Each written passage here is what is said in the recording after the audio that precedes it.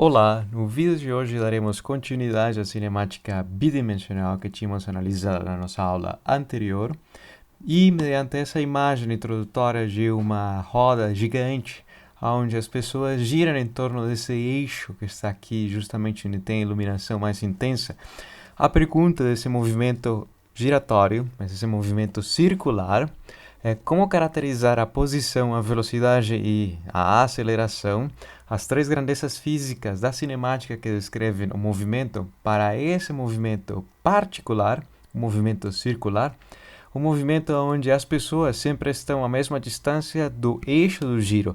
E é justamente imaginar aquilo, um ponto que desloca-se no espaço, que representa uma pessoa ou qualquer outro objeto, e esse ponto sempre está à mesma distância em relação ao centro, ou seja, realiza um movimento circular, mas percorre uma distância em torno ou através ou ao longo de uma trajetória circular, que se conhece justamente com o círculo, ou que se caracteriza mediante uma grandeza matemática e física, o rádio.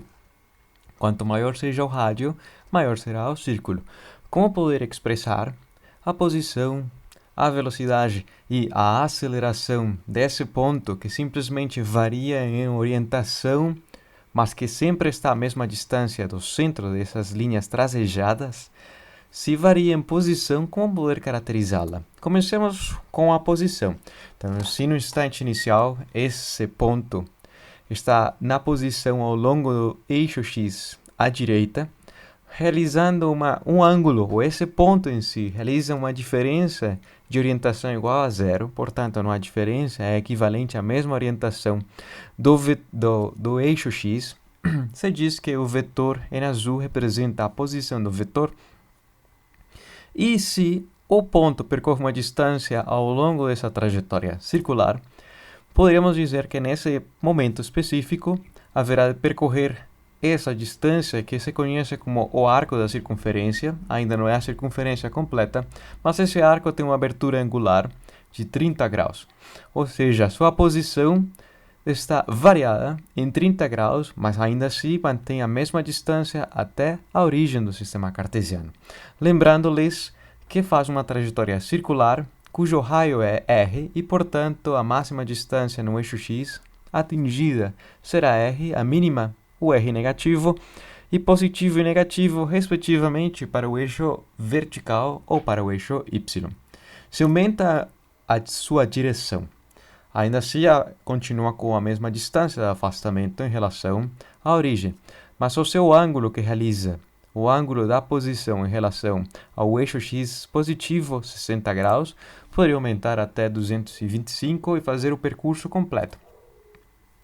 Nessa animação, podemos ver como o movimento acontece, como poder ver que a velocidade aumenta nesse primeiro instante, onde há um vetor aceleração que caracteriza a mudança de velocidade.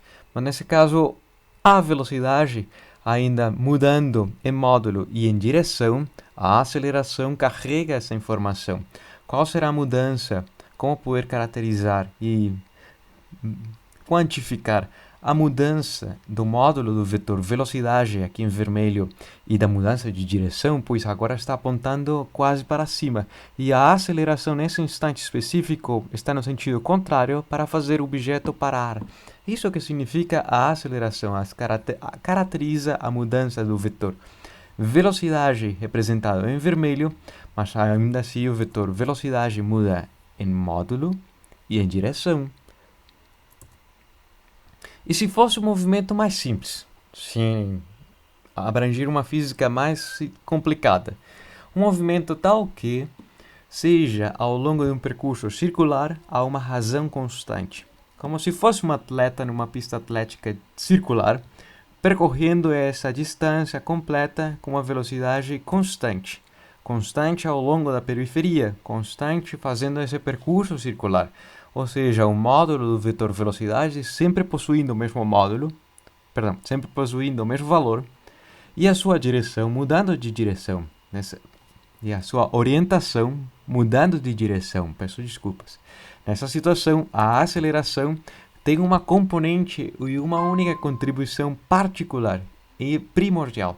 A aceleração vetor lilá, claro, representa ou está orientado a 90 graus em relação ao vetor velocidade. E essa orientação perpendicular caracteriza ou especifica porque a velocidade do movimento circular uniforme sempre será uma constante em módulo, mas a direção estará sempre variando. Essa é a chave existente para movimento circular uniforme, e a essa aceleração, que sempre aponta ao centro da trajetória, é conhecida como aceleração centrípeta, cuja palavra significa justamente isso, centri, que aponta ao centro da trajetória circular. Em retrospectiva, podemos pensar que existe um carro fazendo um percurso circular na estrada, uma curva, mas essa curva é feita a uma velocidade constante. Se o velocímetro do veículo marca sempre a mesma velocidade desde que começou a trajetória circular ou a curva até finalizá-la, tem-se que a única aceleração que experimentará o veículo será a aceleração que aponta ao centro da trajetória, ao centro do círculo.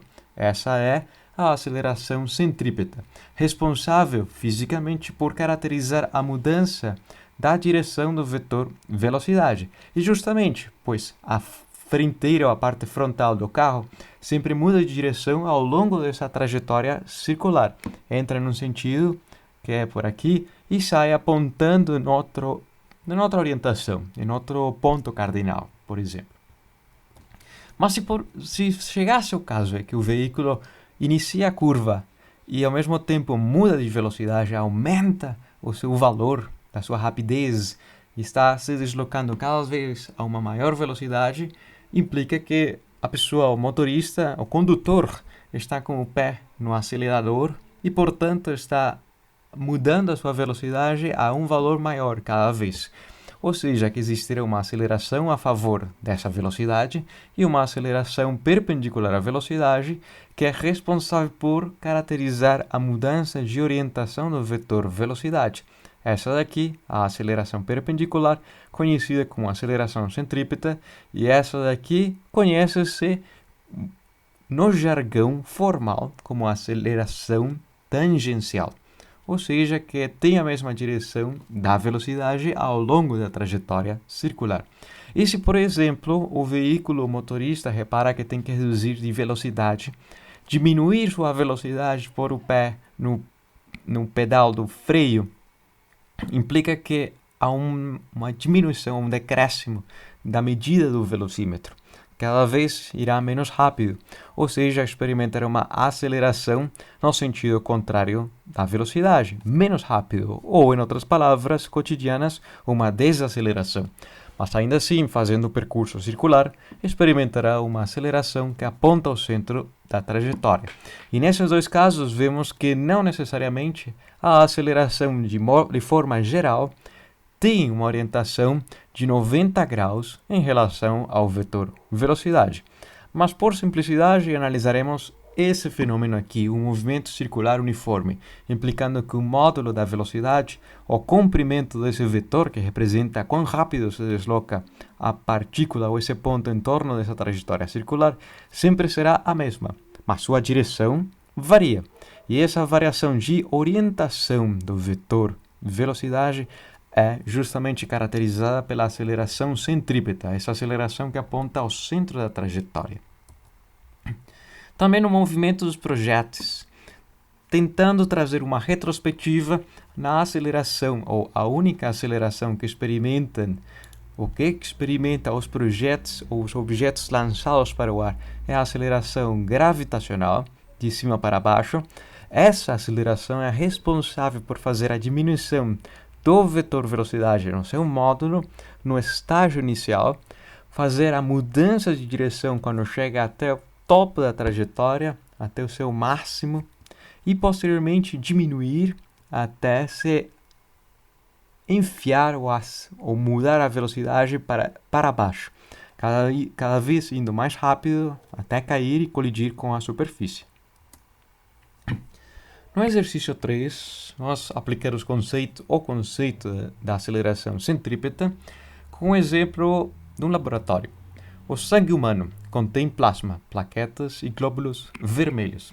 A separação do plasma e outros componentes obtém-se mediante a centrifugação, onde uma amostra de sangue experimenta uma aceleração de 2.000 vezes o valor da gravidade, ou 2.000 vezes g, ou mais, dependendo da máquina. Se o sangue está num tubo de comprimento L de 14,20 centímetros, e inicialmente uma inclinação, como mostra nessa imagem, a 45 graus em relação à linha vertical, qual é a distância da base do tubo até o eixo do giro, ou seja, essa distância da amostra de sangue até o eixo do giro da máquina, se a máquina gira a 3.540 RPM, rotações por minuto ou revoluções por minuto, independente do que desejem chamá-lo, mas RPM é giros por minuto. Quantas voltas, quantos giros, quantas rotações, quantas revoluções essa máquina realiza por segundo. E as expressões importantes serão a velocidade na periferia. Então, essa velocidade específica que está aqui, quantos giros faz por minuto, quantas rotações por minuto realiza, em física se conhece como sendo a velocidade angular, que é o número de rotações por segundo, visto que no Sistema Internacional de Unidades o tempo especifica-se e mesura-se e fornece-se em segundos. Mas também, com base nessa informação, não faremos a demonstração, mas sim aplicaremos a expressão. Se diz que a velocidade na periferia é equivalente à distância ao raio no qual acha-se esse objeto que realiza um movimento circular com uma velocidade angular determinada. Por exemplo, tenho o relógio analógico e tenho o ponteiro dos minutos e o ponteiro dos segundos. A velocidade angular do ponteiro dos minutos se diz que faz uma rotação, nesse caso uma revolução ou um ciclo dos minutos, levaria 1 hora em fazer um ciclo completo. E dos segundos, 1 minuto. Ou seja, que qual dos dois é mais rápido? De fato, nossa intuição nos diz que é o ponteiro dos segundos. Mas se ambos têm velocidades diferentes, velocidades angulares diferentes, e se imaginássemos as pontas de cada um dos ponteiros, se ambos possuem os mesmos comprimentos. A maioria das vezes os relógios têm os ponteiros dos mesmos comprimentos, o único é a sua grossura, e o ponteiro das horas bem pequeno. Mas esses dois, se têm o mesmo comprimento, ou seja, a mesma distância da ponta até o eixo do giro, qual será a velocidade que experimentaria um ponto na extremidade externa de cada um desses ponteiros? A resposta será: ambos têm a mesma distância, mas a velocidade da ponta será maior quanto maior seja a velocidade da rotação, ou a velocidade angular. Também há outro exemplo no qual esse fenômeno acontece, justamente que a velocidade dependa da distância, e embora o giro aconteça com a mesma razão. Tentem imaginar um desfile militar, onde a primeira fileira faz a curva numa esquina, e o soldado dessa formação, muito mais próximo à esquina, onde realizaria o giro, simplesmente vira-se sutilmente.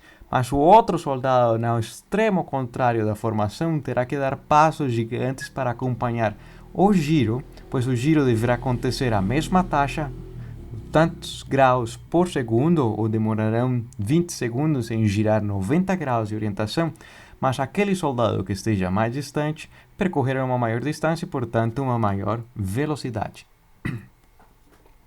Se me faço entender, continuaremos com a aceleração centrípeta, essa aceleração que aponta ao centro da trajetória circular, que aponta ao longo da trajetória circular para o centro, para o seu eixo do giro. Se diz que nós faremos a demonstração proporcional à velocidade na periferia ao quadrado dividido pelo raio. Ou seja, quanto mais veloz seja o movimento circular, maior deverá ser o módulo da aceleração da gravidade. Da aceleração centrípeta, da aceleração centrípeta. Se chegássemos a dobrar um valor determinado de velocidade na periferia, em virtude dessa segunda potência, quadruplica-se a aceleração centrípeta.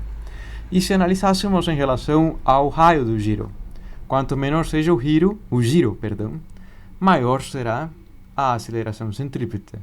Quanto maior seja o giro, 5 vezes maior o raio do giro, portanto, será 5 vezes menor a aceleração centrípeta. Com os exemplos do dia de hoje, me farei entender o uso dessas expressões, mas ao mesmo tempo lhes explicarei como interpretá-las. Para esse problema particular, a velocidade angular são 3.540 rotações por minuto. De forma resumida, de rotações e minuto para o tempo. Então, uma rotação de 2 pi radianos. Em física e matemática, o ciclo completo, como tínhamos visto na aula de vetores, está associado a 2 pi radianos, onde a palavra radiano, ou rádio, faz alusão ao rádio do círculo. E o outro fator de conversão para o tempo, que o minuto é equivalente a 60 segundos. Cortando as unidades equivalentes, poderá-se expressar a velocidade angular como 370,70 radianos por segundo. Bastante rápido. Lembrando-lhes que 2π é próximo de 6,40. Então são vários giros por segundo. Também são vários giros por minuto. Tendo essa informação expressa em radianos por segundo, prossegue-se a calcular a aceleração centrípeta. Substituindo, do caso anterior, ou dessa expressão, substituindo a velocidade nessa expressão da aceleração centrípeta, ou seja, onde era V, agora será o raio vezes ômega. Ômega, que é a última letra do alfabeto grego, mas nesse caso representa a velocidade angular. E dessa forma tem-se o raio ao quadrado, ômega ao quadrado, dividido pelo raio. Mas se o raio ao quadrado divide por raio, portanto, poderá ser expresso como raio à primeira potência vezes ômega ao quadrado.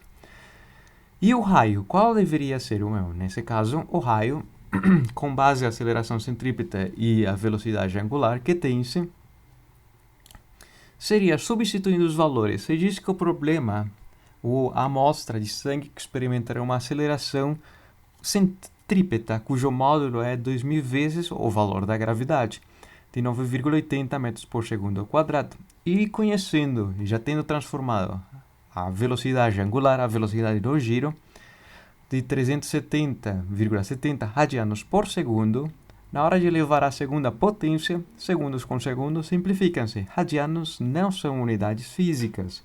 Os ângulos não se medem, simplesmente mostram diferenças de orientações.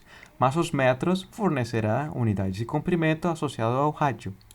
Nesse caso, seria 0,1426 metros. Mas como interpretá-lo no nosso dia a dia? Seria um rádio existente, ou a distância da base desse tubo até o eixo do giro deverá ser 14,26 centímetros, ou 14,3 milímetros.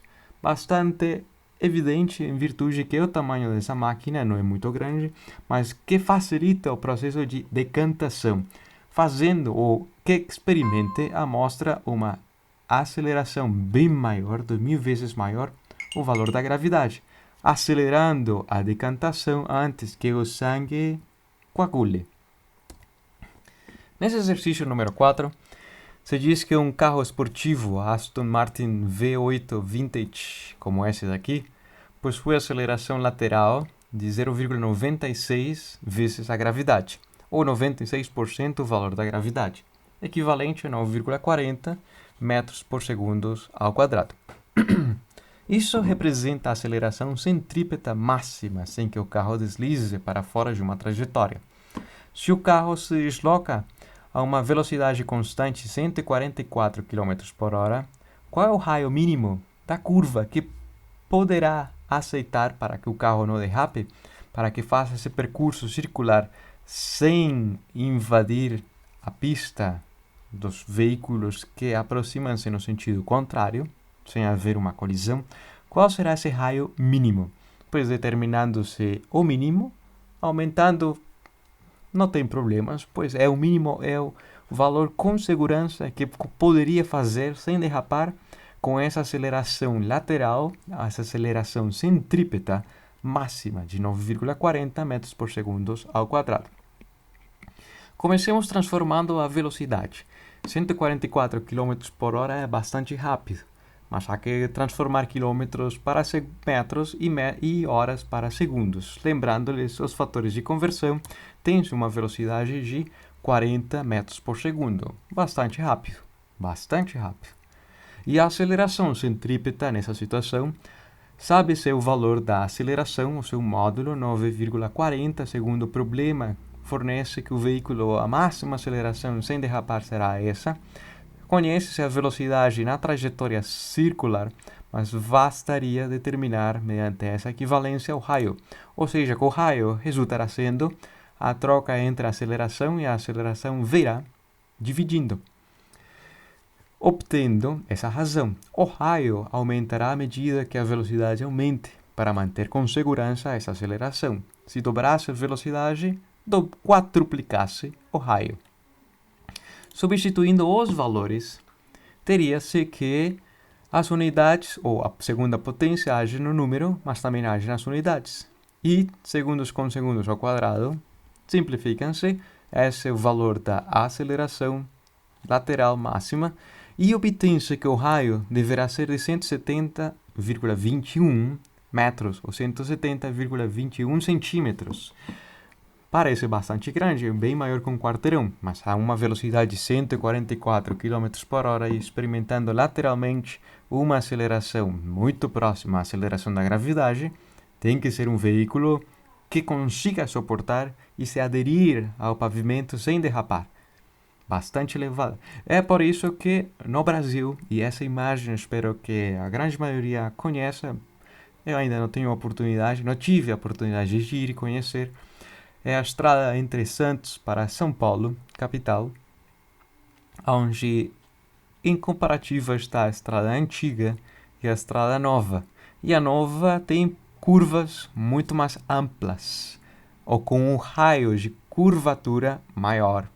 Nesse caso, se comparássemos essa curva que está aqui com um raio de curvatura da trajetória circular menor, diria que, de nossa intuição, um veículo é impossível que faça a trajetória circular a 110 km por hora, pois poderia sair da pista e ir para o barranco. Mas se fosse essa curva bem prolongada, bem mais ampla, menos estreita e com um raio de curvatura, para quantificar a curva com um raio de curvatura maior, faria que o veículo possa fazer a trajetória ou percurso o mais seguro possível com uma velocidade maior se as curvas fossem amplas, se o raio de curvatura fosse grande. E essa é a chave principal para construir estradas de alta velocidade em relação a estradas antigas, que contornavam e eram bastante sinuosas. Lembrando-lhes a expressão para o raio de curvatura, considerando a aceleração centrípeta máxima nessa trajetória e a velocidade máxima legal permitida aqui no Brasil. O exercício 5. Em um brinquedo de um parque de diversões, os passageiros viajam com velocidade constante em um círculo de 5 metros de comprimento. Ou seja, o seu raio é exatamente esse valor. 5 metros desde o eixo do giro até a parte externa. Se fazem uma volta completa desse brinquedo no tempo o lapso de 4 segundos, calcular a aceleração centrípeta que experimentarão. Para aquilo, comecemos com as informações. O rádio dessa trajetória circular, ou a distância das pessoas até o centro do giro, do eixo do giro, é de 5 metros. Sabe-se que por ciclo, fazer um ciclo é equivalente a 4 segundos.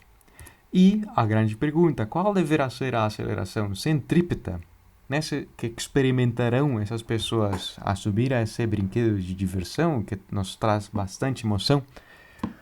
Para aquilo, relembremos que o percurso é circular. E a periferia desse percurso, ou a circunferência do círculo, quando se faz uma mudança angular equivalente a 2π radianos, o círculo inteiro, a circunferência é equivalente a 2π vezes o tamanho do círculo, o tamanho do raio. Nesse caso, o raio de 5 metros. Conhecendo a distância que as pessoas viajam em torno dessa trajetória circular e o tempo que gastam em fazer justamente a trajetória circular, poder-se expressar a velocidade em torno da trajetória circular, a velocidade na periferia ou a velocidade na trajetória, como sendo a razão da distância que percorreu, a circunferência, dividido pelo tempo, por enquanto escrito algebricamente, sem valores numéricos, cuja expressão algébrica é de 2π vezes o raio, dividido pelo tempo em fazer um percurso. E a aceleração centrípeta expressa-se como essa razão da velocidade na periferia da trajetória circular, dividido pelo raio. Substituindo os valores, implicaria que seja a velocidade inteira ao quadrado, ou seja, o 2 transforma-se em 4π ao quadrado, raio ao quadrado, tempo de um ciclo ao quadrado, dividido pelo raio. Podemos observar, ou poderá ser observado, que a segunda potência poderá eliminar esse raio do denominador e, portanto, a aceleração centrípeta, sendo proporcional a essa constante 4π quadrado vezes o raio do giro dividido pelo tempo em fazer o giro ao quadrado. O raio tem unidades de metro e o tempo unidades de segundos, metros por segundos ao quadrado, unidades de aceleração. Mas também interpretando essa expressão daqui, a aceleração centrípeta, o que traz emoção nos jogos, diria que a aceleração aumenta, ou diria-se que a aceleração aumenta quando a distância da periferia ao centro aumenta, quando o raio aumenta, mas também aumenta muito mais quando o tempo do giro diminui, e esse acréscimo será ao quadrado. Por exemplo, se o tempo do giro era de 4, agora diminui para 2, essa diminuição de 1/2 implicará que a aceleração, pelo fato de ser 1/2 ao quadrado, implicará que seja um acréscimo de 4, uma quadruplicação do valor da aceleração em relação das informações iniciais. Substituindo os valores, obtém-se que a aceleração centrípeta, nesse caso particular, e o que traz bastante emoção, é de 12,33 metros por segundo ao quadrado, maior que a aceleração da gravidade. Isso faz emoção, faz os gritos e faz alegria nesses brinquedos mecânicos. Se me faço entender, com essa apresentação finalizamos a aula de hoje e nos veremos numa próxima.